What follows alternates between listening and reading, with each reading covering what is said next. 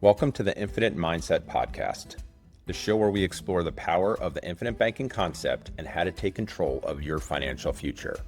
I'm your host, Andy, along with Scott and frequent guest Jared. We're here to help you think bigger, build smarter, and create freedom on your own terms. Let's get started. All right, welcome everyone to another episode of the Infinite Mindset podcast. Just myself and Scott today. Unfortunately, Jared could not make it. We'll be talking about the value of sequencing your capital correctly. Before we do that, anything new going on with you, Scott? Let's see. I got my license. I got all applied with the NNI there. I have the phone interview on, what did I say, the 21st? I think Yeah, that's the date the you said, yeah. 21st. Yep. Yeah, because it's a hard day off. So I got an interview with them on the 21st. Yeah, should be in good shape. So Cool. talked a little bit about the mentorship thing, the guy that was going to do the mentoring thing, he's got a lot of irons in the fire. He's a busy man, so to say the least. All good stuff too. But so Andy's going to be my mentor, so that'll be good. Yeah, dude, I'm We'll stoked, man. It'll be good. We'll spend a get- lot more time together. Yeah, right, right. I just won't talk. No way, dude. Yeah, the side joke from before, Yeah, but yeah, yeah. I've no, yeah, no, just I'm all scruffy. Need a haircut. Need to shave. Just got done with a snowmobile trip. So got what did we do? 3 days, 406 miles or something like that. dude, that's awesome. But yeah, it's good, good. You Pictures been doing look pretty anything cool. Look fun? cold. I saw Yeah, the pictures. It well, just look actually, cold. I actually put my lightweight jacket on because I was, you get going through the trails and everything. It was like 38 the one day. But yeah, I ended up throwing my lightweight jacket on just because it wasn't it was pretty warm. But yeah, the couple of the other days were pretty cold. It was pretty good fluctuation.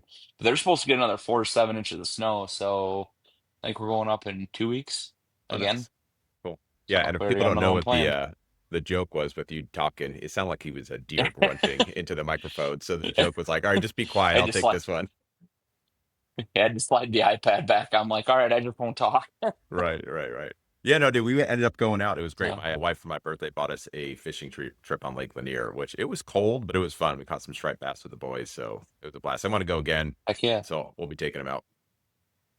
And big stripers, not the little stuff that we have up here. Yeah, we You did know, okay. We caught a spotted bass and a smaller striper. They weren't biting as much that day. They had a good day the day prior. It just kind of goes in waves, you know. There were probably like still four or beats five other working. boats. Yeah. Oh no, not complaining. There were four or five other boats. We're all kind of sitting there looking at each other like, "Come on, fish, what's going on?" You could see them on the fish finder, but they just weren't cooperating. But it was still a good day out there.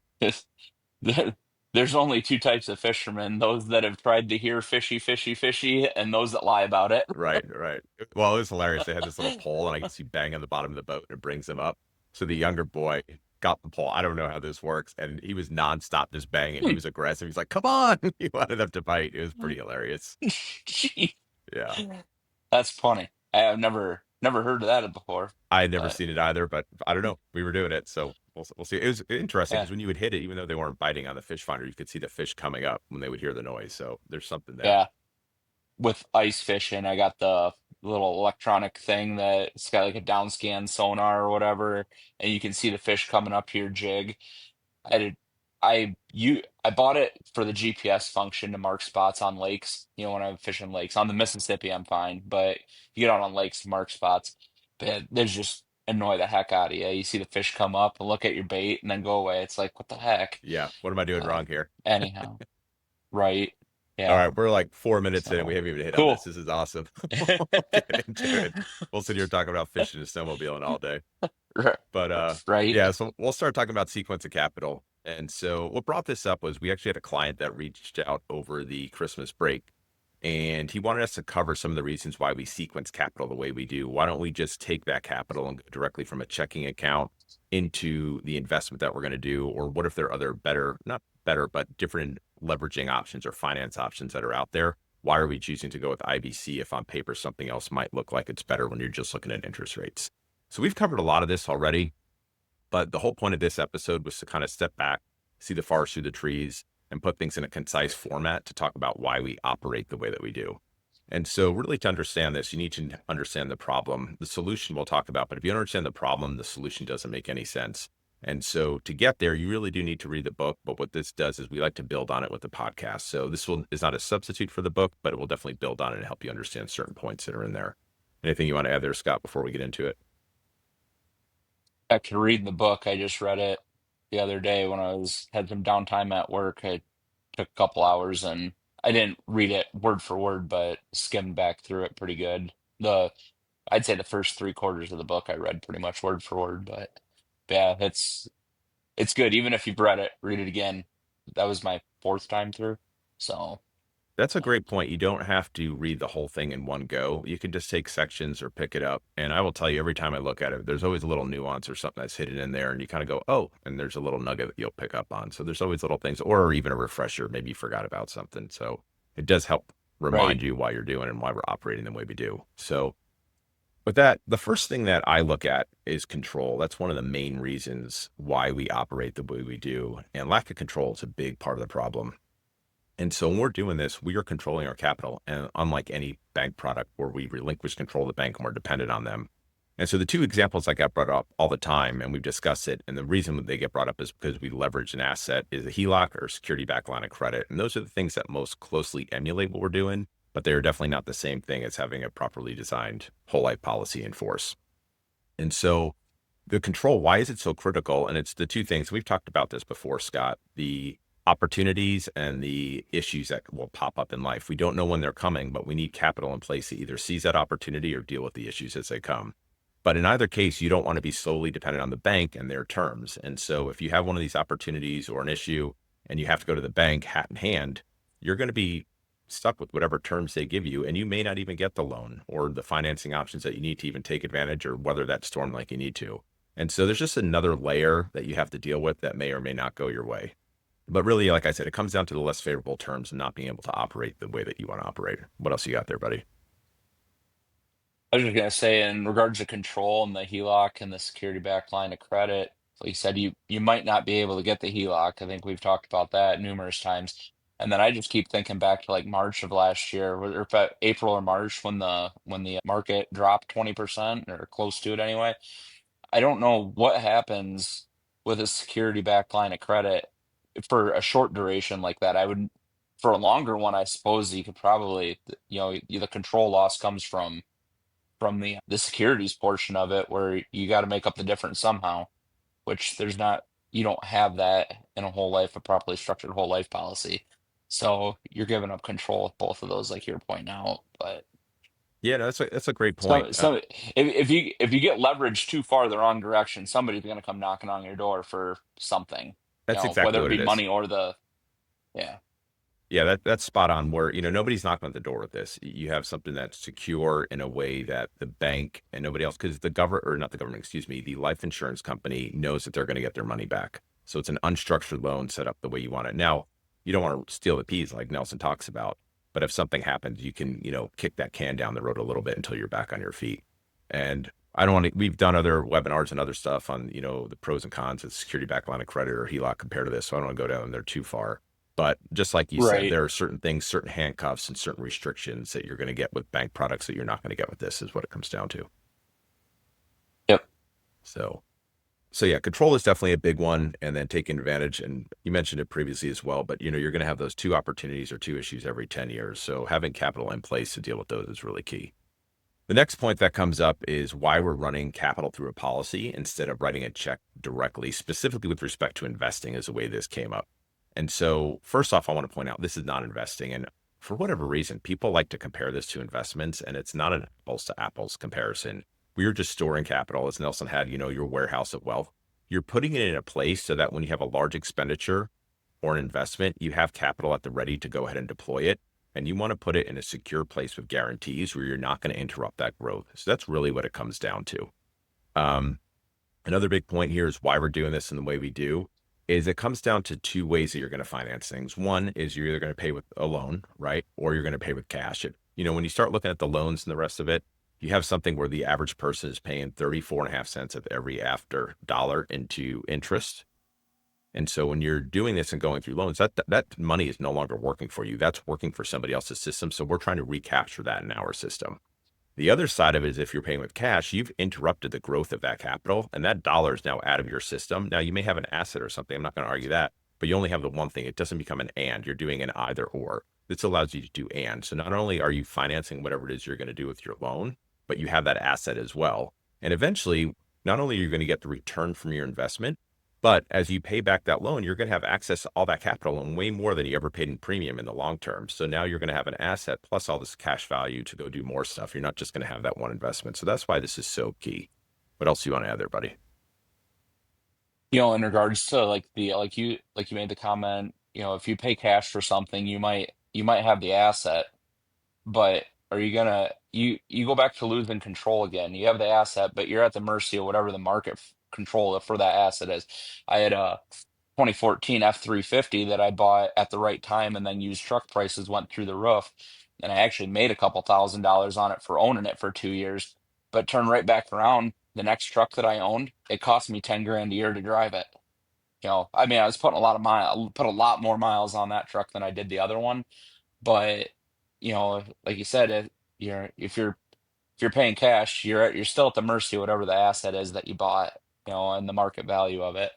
Another one that I came across, it was like, I might botch the numbers here, but the gist of it is the gist of it. Like the average household, you own until you get, if you build a house, that's another story. But like first homeowners, second homeowners, you only own your home for probably 5 to 7 years, and that's where all your interest is paid. So you leave that house, you've paid nothing but interest, like probably 50% of it. You're gonna go into another house, and it's just gonna go back to it. It drives home that 34.5 cents when people are like, well, how can that possibly be? Start looking at the volume of interest that is leaving the system at the beginning of an amortized loan, and it is massive. You don't whittle away at the principal until you're halfway through, you know. Yeah. And that's great. So When we pay it's a these, it's a very it's a hard to believe number until you actually look at a payment schedule, and then it's like, oh, this could actually be worse. I mean, honestly, when you start throwing a $500,000 house into it, it's probably worse. yeah, when you're just talking about loans, it's interesting because we're not even talking about the cash side, but if you're just comparing one versus the other, one Right. thing a lot of people don't realize is when we actually pay back the loans to the life insurance company, it's all applied to principal and they actually only compound once a year on the anniversary date. So that's why you can't just look at the rate. You have to understand how these things are operating in the volume, like you said. So looking at this, one of the things we're talking about is investing. And Scott and I, we do something very similar. We do private notes. We're actually teamed up in one area where we're doing it, and you have another area as well. But what I like about it is not only are we leveraging the policy to go do this, but when these notes come back, they're paying back the loan, and then we're recycling that money. And so I have a dollar that's probably doing 3, 4 different jobs by the time you figure it going in, paying the premium, coming out as loan, going to this note, getting the amortized payments on the note, and then recycling it through. I mean, it just keeps growing. And so not only is the note growing, but I have true uninterrupted compound growth on the cash value of my policy the entire time that is leveraged, which is huge. The amortized loan portion of it too. That money that's coming in at the beginning is new money to your system. The lack tongue tied, however you want to say it, but the beginning of it, it's more interest than it is principal. So that's all new money coming into your system in the beginning that you can reinvest in, get that snowball effect going. So you're basically using new money to your system to create new money to your system continuously. So it's pretty nice. Yeah, I mean, if you can be disciplined and get this Yeah. going, it's huge. It just keeps snowballing on itself. But I think for a lot of people, when they're looking at this, there is a slight liquidity that you give up in the beginning because of the premium getting it set up. But you have to look at this like a business, right? So that capital, that premium coming in, that's the capital to get your business set up.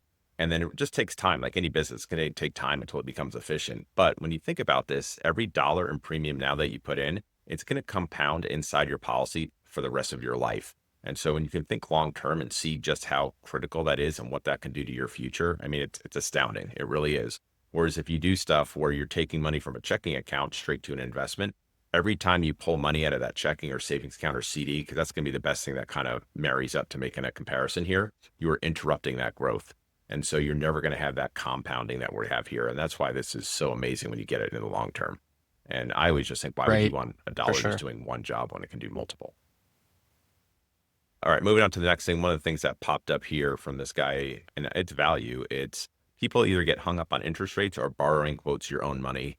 This really does tie into the last podcast we did when we talked about cash value, your money versus a company's money and cash value. So I don't want to beat that dead horse too much, but it is a common hang up.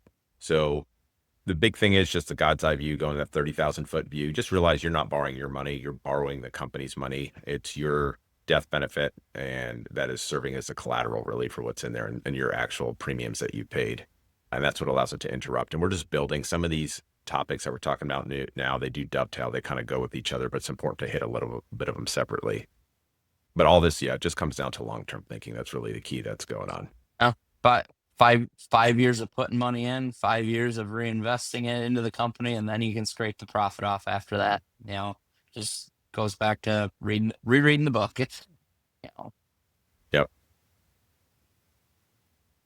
Yeah.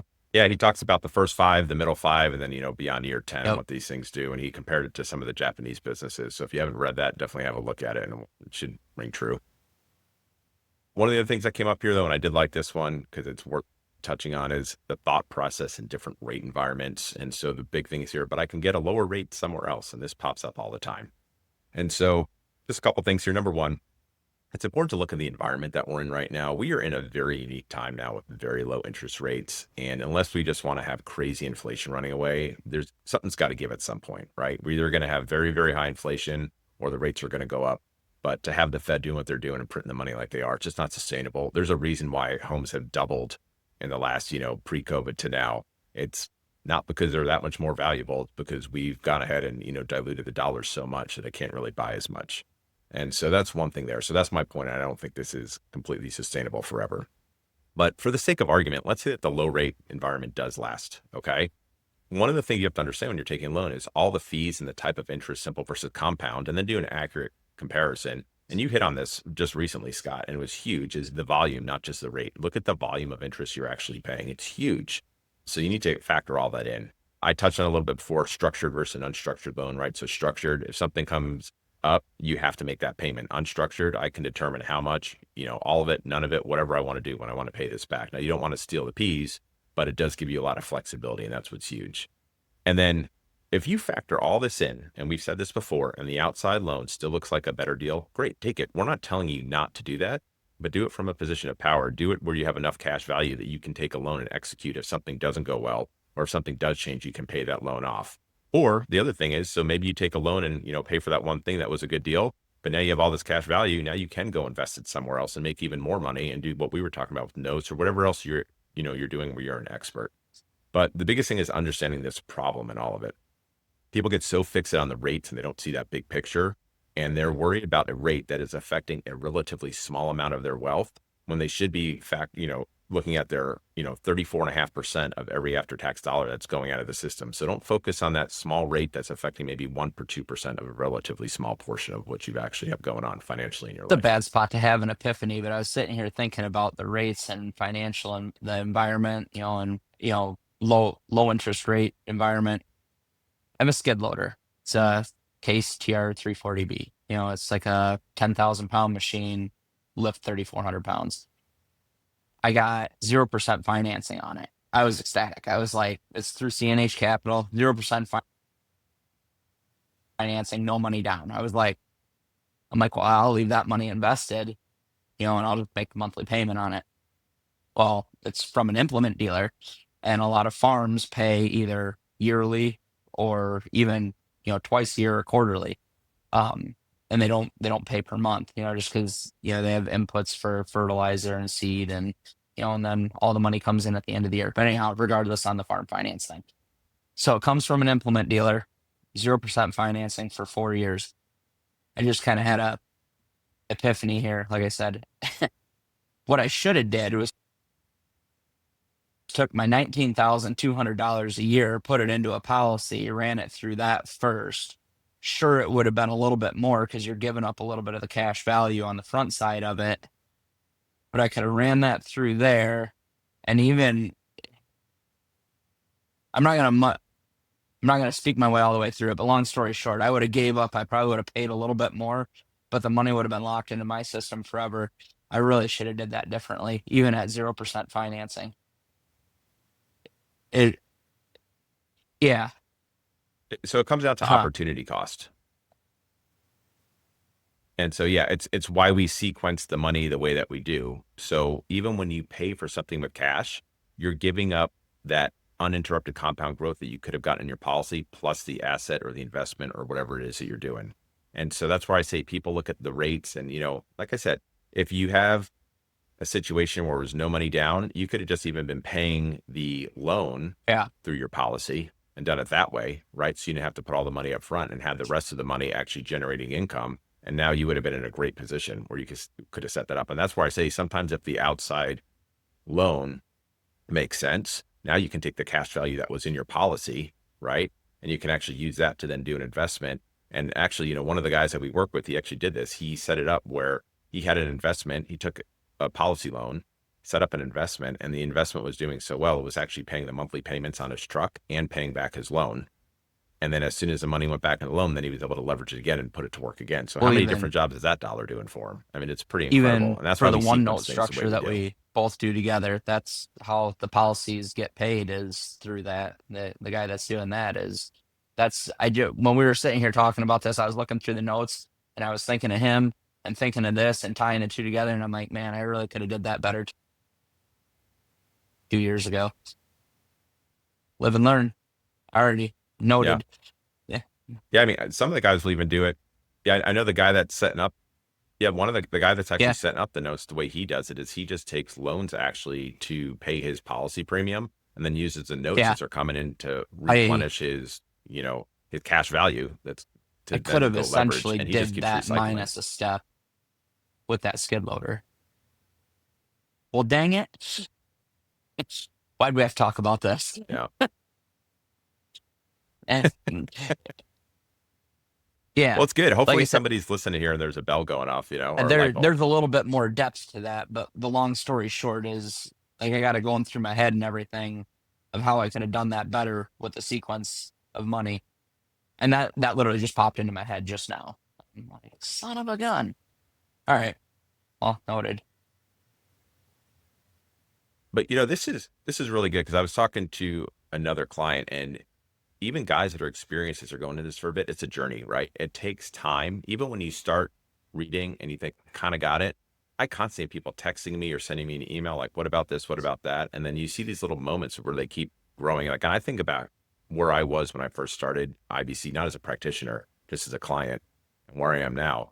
And back then I was still putting money into different areas that I don't do anymore because it took a while for me to actually grasp the concept. And I will say, once I actually start practicing it too, and you see how powerful it is and having that capital there and things that I've been able to do, you can't see it until you're actually on the journey. You Yeah. can see enough of it to get started, but you can't see really how powerful it is until you're pretty far I into see it. that.